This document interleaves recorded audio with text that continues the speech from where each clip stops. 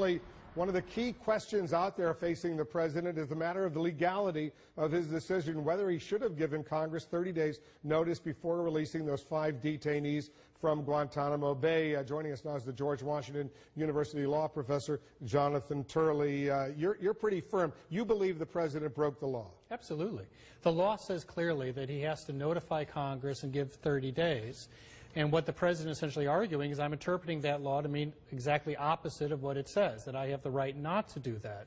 It's important to note, Wolf, that that provision is not limiting his power to transfer individuals. It's a simple notification provision that you find in a great variety of different laws. Because they argue in this legal opinion that they put out, the NSC spokesperson, Caitlin Hayden, argues that the Constitution of the United States assigns to the president, quote, protecting the lives of Americans abroad and protecting U.S. soldiers. He apparently was in danger. His health was deteriorating. They had to move quickly. Otherwise, his life could have been in danger. As a result, they didn't wait 30 days with that notification. Well, I think the answer from Congress is going to be, look, this was a process of years. Apparently, this negotiation was going on. You clearly could have notified us earlier than you did. They say they did notify back in 2011. Right. There was an extensive discussion with Democrats and Republicans in Congress when there was some consideration of a swap, these 5 at Guantanamo Bay, in exchange for Bergdahl. At the time, there was widespread opposition there, but they say they should not have been surprised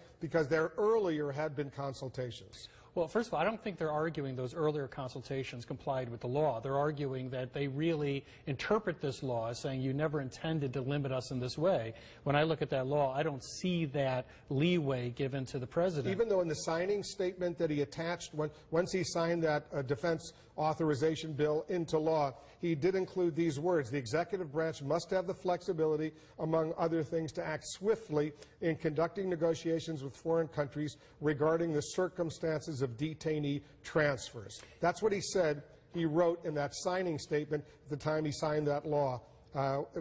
That's the argument he's made. President Bush did similar kinds of things when he was president of the United States, had signing statements that would disqualify various provisions of the law.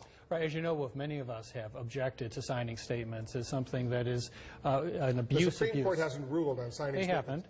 They haven't. So there's a legal question now. When the president has a signing statement, is he violating the law or not? I assume at some point that might go up to the Supreme Court. Well, it's not a violation of the law to put in a signing statement, because a signing statement is meaningless. It is basically a president saying, this is how I interpret the law. It's his actions that violate the law. And this president promised, in fact, ran on a promise not to use signing statements to negate federal law.